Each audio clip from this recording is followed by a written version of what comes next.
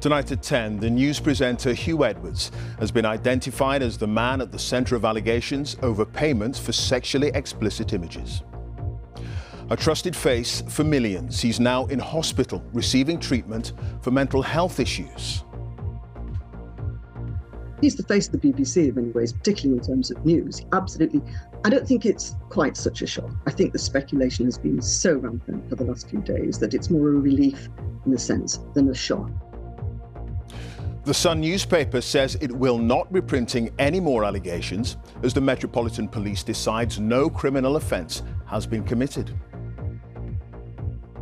We'll assess the full legal implications of the controversy as the BBC resumes its own investigation into the news presenter's conduct. Also tonight. At the NATO summit, G7 leaders formally agree long-term security commitments to defend Ukraine.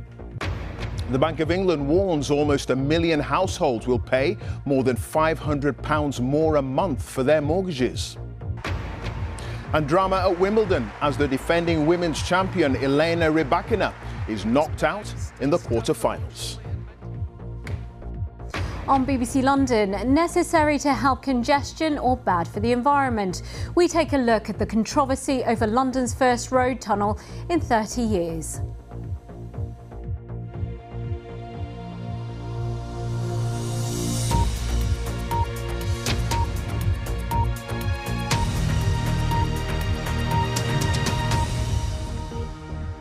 Good evening. He is one of the most recognisable faces on British television, anchoring coverage of major national and international events, often from this very chair. But tonight, Huw Edwards, the lead anchor of the BBC's News at 10, has been revealed as the man at the centre of allegations over the payment of thousands of pounds to a young person for explicit pictures. He was identified in a statement on his behalf by his wife, who said he's now receiving inpatient hospital care, having suffered a serious mental health episode after what have been 5 extremely difficult days. Huw Edwards has not resigned from the BBC. The statement went on to say that once well enough, he intends to respond to the stories that have been published. All this as the Metropolitan Police, having reviewed the allegations, said there's no evidence of a criminal offence having been committed. Huw Edwards' statement says, once well enough to do so, he intends to respond to the stories that have been published. As the BBC tonight resumes its own inquiry into his conduct, the Sun newspaper says it won't be printing any more claims. There are questions tonight over the conduct of the tabloid in its first reporting of the allegations, and will be assessing the ongoing legal implications, as well as reflecting on what the controversy means for the BBC. But first, here's our culture editor, Katie Razzle, on the dramatic events of the last few hours.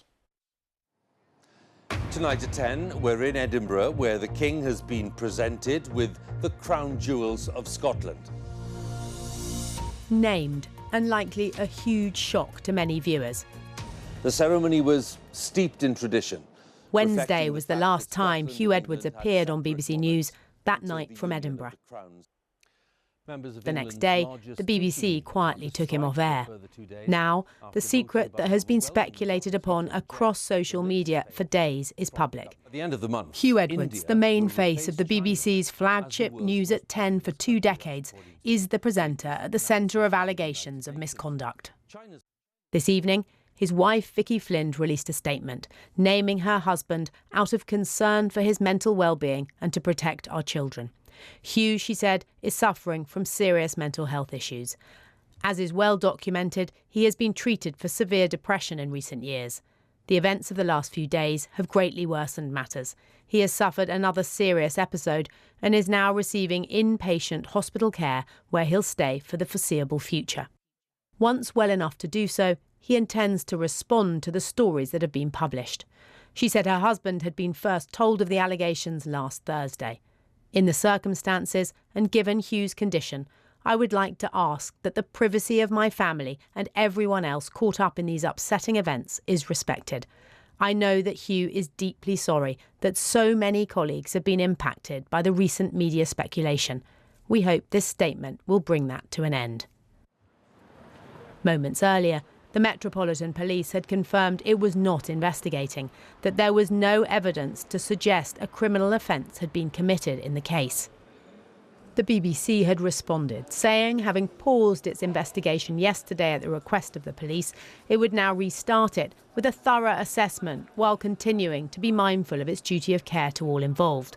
For many, the processing of this news is just beginning. He's the face of the BBC in many ways, particularly in terms of news. Absolutely.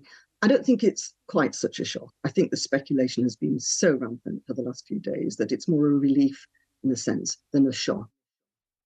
The Sun broke the story in its Saturday paper, alleging that a high-profile, unnamed presenter at the BBC had paid £35,000 to a much younger person for sexually explicit images, beginning when that younger individual was 17. More allegations were front page every day since, although on Monday the lawyer for the young person said the story was rubbish and nothing criminal had taken place. Some will now be asking whether the Sun has questions to answer for its decisions. Tonight, the paper said it has no plans to publish further allegations. It added that it, at no point in our original story, alleged criminality, and also took the decision neither to name Mr. Edwards nor the young person involved in the allegations. Why are we not saying to the Sun newspaper, you published these allegations, you asked the BBC to actually give the detail you wouldn't give? What's the Sun's response? Has it got photographs? Has it got details of bank transfers and so on? It hasn't put them forward, and a lot of former tabloid editors are asking the same questions.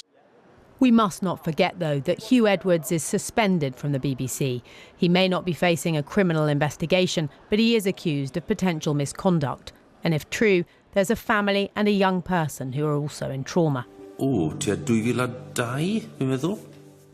In recent years, Huw Edwards has publicly shared his struggles with mental health in a Welsh documentary. The future of the United Kingdom is uncertain. Now the man who has held viewers' hands through some of the most significant moments of the nation's history is asking to be left in private. That's BBC News at 10. Whether he can find a way back to health and broadcasting is a question for the future. Don't forget, there's more analysis of the day's...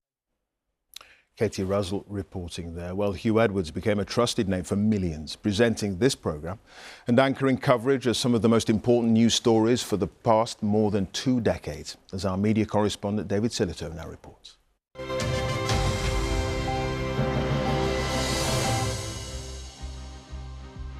A very good evening. For the 4th time in the space of 5 years. When Huw Edwards took the helm of the BBC's TV election coverage of 2019, it was the first change of presenter in 40 years. There are 650 MPs. When millions are watching at the important moments of British life, 10 seconds. It needs someone who can project reliability, trustworthiness, dignity. Presenting the news is just a part of it. It's the great state occasions. And over the years, only a handful of names have been entrusted with such a role. One of them was Huw Edwards. Tonight at 10, thousands of police officers deployed across France. His career, from reporting on politics for BBC Wales to being made a lead presenter of BBC TV News, saw him become one of the most familiar faces on British television. Welcome to Windsor for the great royal events, the coming and going of prime ministers. Tonight at 10, we're live in Downing Street, where Boris Johnson... The one voice that links it all, Huw Edwards. The serious, reliable, dignified presence for those era-defining moments. Here, the minutes just before the announcement of the death of the Queen. And then suddenly, a newspaper headline changed everything. A TV career of almost 40 years that had taken him to the very top of BBC News, one of the corporation's highest paid and highest profile figures, was off air. And while the guessing game about the BBC presenter at the centre of the week's headlines is now over, there is still much to resolve. David Silito, BBC News. Well, Katie's here along with Dominic Casciani, our legal correspondent. Katie, first of all, the conduct of the Sun through all this, question marks, no question about that. I think there are questions for the Sun to answer. They've put out that statement defending their journalism, pointing out that the allegations were always very serious, but that that paper, it says, never alleged criminality, although that story about criminality, potential criminality, was picked up by others. But the paper did report from the start that the explicit images had begun when the person was 17, and we know that that would have been potentially criminal if true. So it did, in a sense, set the ball rolling on that, even if it didn't spell it out itself. Now, for The Sun, they do feel that their story was completely justified, but we haven't seen their evidence, no bank statements or other things to support the story. Yesterday, they came out, published this lengthy editorial making clear that in The Sun's view, the story was squarely in the public interest, insisting its reporting was about an alleged abuse of power. But as we've had no way of verifying the allegations, we've had to report The Sun's stories without the usual scrutiny, while always pointing out that that was the case. The Sun said tonight it will cooperate with the BBC's investigation process, but it does look exposed. A presenter is in hospital. Whatever he may or may not have done, it can't be a comfortable position for The Sun to find itself in. No, and Dominic, you've been filling us in on all the legal implications of this over the last few days, and there's been significant movement on some of that tonight. But there has, Clive, and it's on the fundamentally the central issue of whether or not there was a criminal offence. And what we have is a situation where The Sun alleged in its original reporting that a young person had been paid $35,000 since they were 17 for sexually explicit images. And what we now know, there was no crime because the police haven't seen any evidence that that took place in that kind of context. They gave a statement. This came shortly before the statement from Huw Edwards' wife, in which detectives from the Met Specialist Crime Command at Scotland Yard said they'd concluded their assessment of what they'd been told and shown by the BBC in terms of the complaint. They'd taken that away and determined there was no information to indicate that a criminal offence had been committed. Now, they didn't just do this on the say-so of what the BBC showed them in a dossier or a file or something. They said they spoke to the BBC, they spoke to the alleged complainant's family. They had the assistance of another police force. Now, this wasn't a criminal investigation, but that was, there was a lot of resource put into this. No further police action from Scotland Yard. Alongside that, a separate statement from South Wales Police, and that relates to another part of The Sun's reporting, that the family of the young person had tried to report the matter to another police force. And in that statement, the South Wales Police say the information was initially received in April 2023 regarding the welfare of an adult.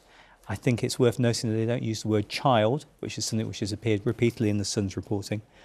Further inquiries the last few days spoke to a number of parties, no evidence of any criminal activity there. So effectively there's nothing going on with the police. Now, obviously, they've left the door open because they said, sure, someone comes back to us with criminal evidence, potential evidence, we will obviously investigate it. That's what the police do.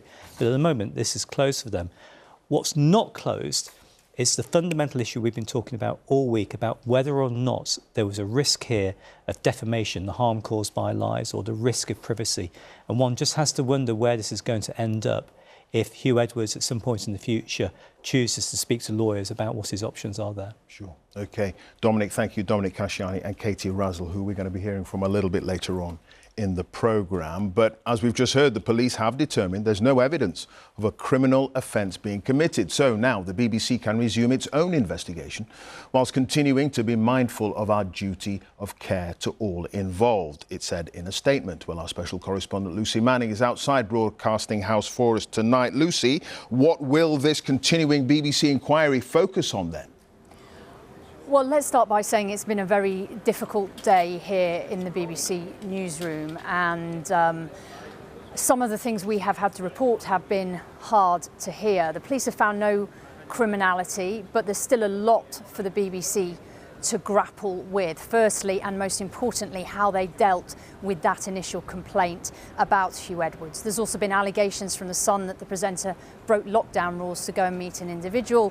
We reported yesterday on allegations of abusive messages to a person the presenter met on a dating app. And there are also questions for the BBC now about the culture in the newsroom relating to that presenter, because 2 BBC employees and 1 former employee have told BBC News that they received what they believed were inappropriate messages from Huw Edwards. One told us that the messages were suggestive on social media, that they felt uncomfortable and it left them feeling awkward. And they believed there was a power dynamic in that newsroom that BBC bosses need to deal with, and that has been ignored. The BBC say we always treat the concerns of staff with care and would urge anyone to speak to us if they have any concerns. But in the building tonight, very conflicted feelings, and the BBC is going to have to work through all of that over the next few days and weeks. OK, thank you, Lucy Manning there at her broadcasting house. And there's more coverage and analysis on Newsnight tonight. That's at 10:30 over on BBC Two. Now, in the day's other news, leaders from the G7 group of wealthy nations have announced a new security pact with Ukraine. The agreement, which was reached on the sidelines of the NATO summit in Lithuania, pledges more military support for Kyiv. Rishi Sunak heralded the pact as a new high point in international support for Ukraine. President Volodymyr Zelensky stressed it wasn't a substitute for NATO membership, but said he was leaving the summit with a significant security victory for his country. Our Europe editor Katya Adler reports now from the Lithuanian capital, Vilnius. Our dear friend Volodymyr Zelensky, President of Ukraine, welcome to you. Volodymyr, it's great to have you here. Ukraine may not yet be a member of NATO, not by a long way. But today it was embraced almost as one of their own, taking part in a new council where Kyiv can raise concerns on an equal footing. We've discussed in detail the confrontation with Russia and what can be done to keep Ukrainians safer. We're grateful to our partners for promising new packages of security and defense. This may look like a conveyor belt of schmoozing with world leaders, but you'll notice Ukraine's president always wears combat fatigues. Security guarantees. All this glad-handing has a concrete purpose. Back home, President Zelensky's country is burning, 500 days into Russia's full-scale invasion. Ukrainians care a lot about NATO. NATO is our only protection from Russia. Otherwise, they'll never leave us alone. If they will not help us, I think the situation in our country will be much worse than now. In the corridors of power here, there's been lots of debate about why now isn't the time to make Ukraine a full NATO member. But the big picture here is that Ukraine and its defense against Russia's aggression is the focus of all the leaders at this summit. They're pledging long-term humanitarian and military aid, and this despite all of those countries facing a cost of living crisis at home. It's a big deal. Such a big deal, the British Defence Secretary remarked today off camera. He advised Kyiv not to treat allies like an Amazon for weapons supplies. The Prime Minister said he was confident Ukraine's president understood. I know he and his people are incredibly grateful for the support the UK has shown, the welcome that we've provided to many Ukrainian families, but also the leadership that we've shown throughout this conflict. A conflict NATO leaders know could go on for a long time. Don't we need to be honest with people at home here, with voters? This could take years, couldn't it? Wars are by nature unpredictable, so I think no one can say with certainty how long this war will last. What we do say or state very clearly is that we will stand by Ukraine for as long as it takes. NATO is being careful not to pile pressure on Kyiv over its counter-offensive against Russia. It's tough and slow. The grim reality of war. More from Katya in a moment, but first let's go to our Russia editor, Steve Rosenberg, who's in Moscow. Steve, one wonders how closely Moscow and the Kremlin have been following events in Vilnius. Very closely. The Kremlin said so, and I think the Russians were very pleased that Ukraine didn't get what it really wanted from this summit. In other words, a firm timetable for NATO membership. And on Russian state TV today, there was a lot of gloating all day. Having said that, about these G7 security assurances, they did not go down well here in Moscow. We had some reaction from President Putin's spokesman Dmitry Peskov, who said it would be a mistake and potentially very dangerous for countries to give security guarantees to Ukraine because he said they would infringe on Russia's security. He called NATO an offensive alliance that brought with it instability and aggression. Well, NATO would say that it is a defensive alliance, and as far as aggression is concerned, it wasn't NATO that launched a full-scale invasion of Ukraine last year, it was Russia.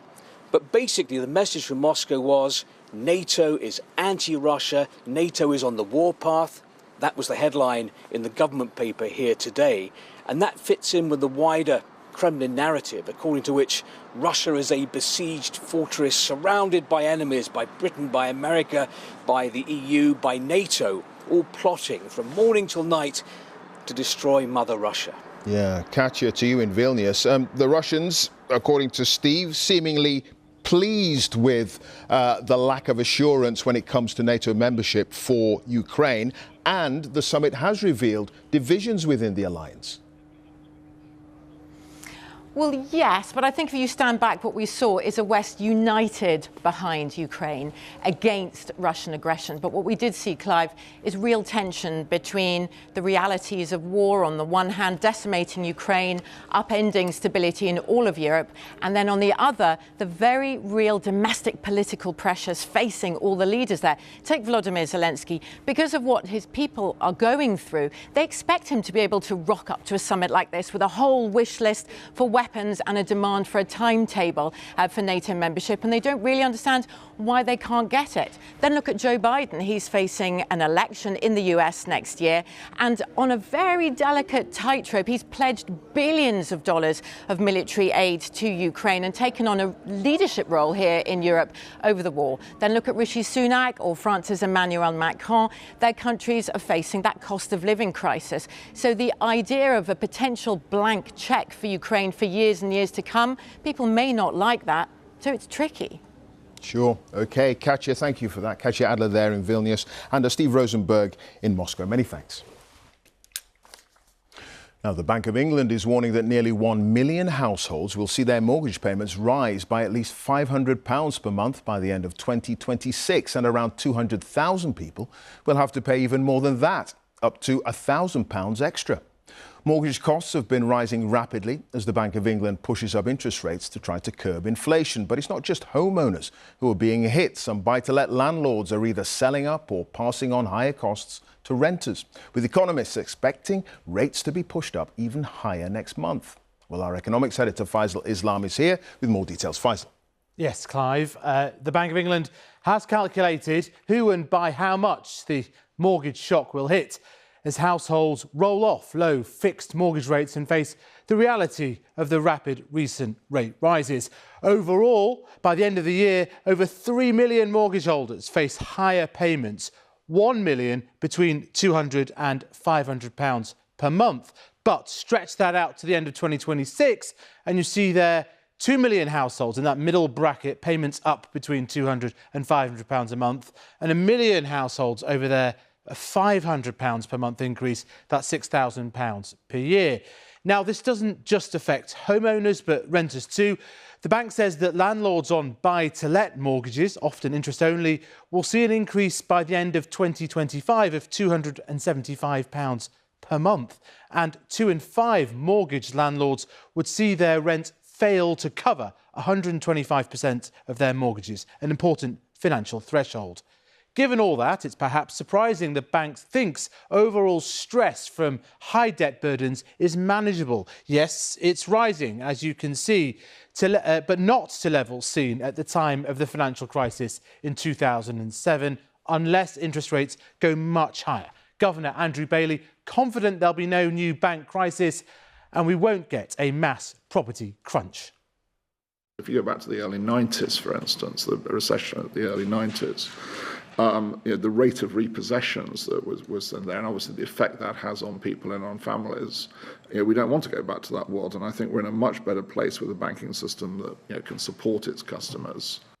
But what's driving all this? There's a run-up in the rates markets are willing to lend to major economies, the US and Eurozone here. But as you can see, since the beginning of last year, the UK has begun to diverge somewhat, given the reality of higher inflation stuck above 8% here, whereas today, US inflation fell to 3%. As all that gets passed into mortgage rates, not everyone's convinced that it will be pain-free. Today's message will be cold comfort for households that are facing really big rise in interest rates, particularly those who are coming off fixed rate mortgages and facing an increase in repayments of something like £3,000 next year. And that's the problem. In a way, the bank wants to squeeze spending power in the economy enough to choke off inflation. But the pain of the process is very concentrated, not everywhere, but on a few million mortgaged households. Clive. OK, Faisal, thank you. Faisal Islam, our economics editor there. Now, it's been another dramatic day's play at Wimbledon, where the defending women's champion, Elena Rybakina, has been knocked out by Tunisia's Ons Jabeur. In the men's draw, the Spanish top seed, Carlos Alcaraz, moved into the semi-finals for the first time to face the Russian third seed, Daniil Medvedev. As Andy Swiss reports. Meeting the Queen might make some nervous, but not Flo the search dog. A relaxed welcome to centre court before Her Majesty watched the majestic. Elena Rybakina against Ons Jabeur, a repeat of last year's final. But would it be the same result? Oh, yes! Well, Jabeur began with her usual swashbuckling brilliance, but Rybakina isn't the champion for nothing. And she took a first set tiebreak. But in Jabeur's hands, a racket becomes a magic wand. Incredible! Winner followed winner, and after seizing the second set, revenge was finally hers. Well, Ons Jabeur will face Belarus's Arina Sabalenka in the semi-finals. In the men's singles, meanwhile, we saw a last dazzling display from one of the stars of these championships. American debutant Chris Eubanks hits the ball so hard you can actually hear the gasps. Oh. Unheralded, unseeded, and utterly inspired. Are you kidding me? Eubanks led third seed Daniil Medvedev by 2-1 before the dream was cruelly dashed.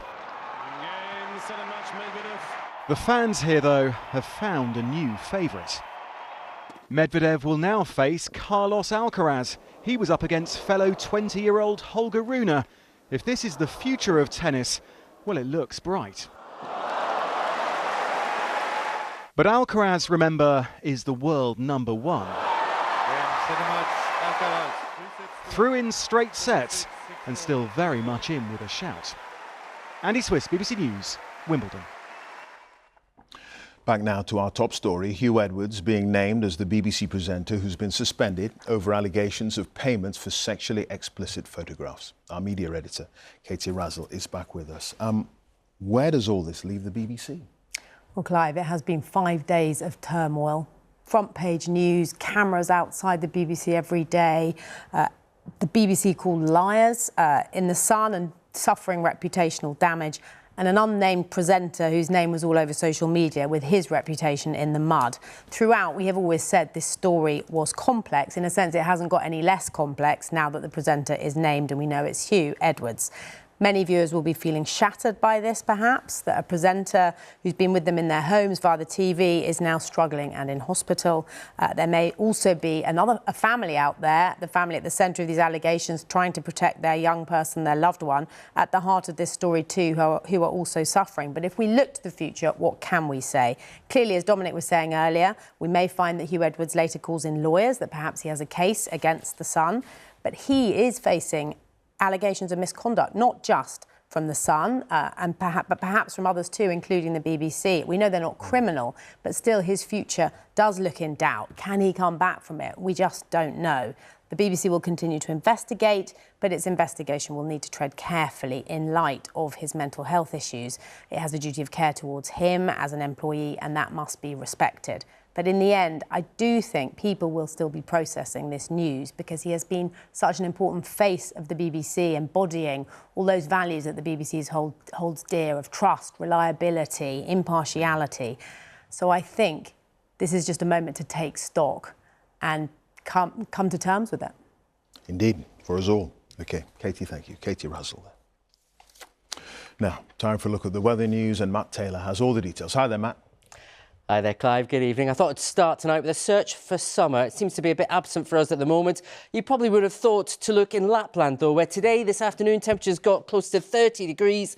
12 Celsius above where we should be for this stage in July. But the scorching heat was across the Mediterranean. Malaga got up to 43 degrees through the afternoon. That exceptional heat will push even further eastwards as we go through towards the end of the week. There have been storms breaking out though across Central Europe, but I want to draw your attention to this area cloud.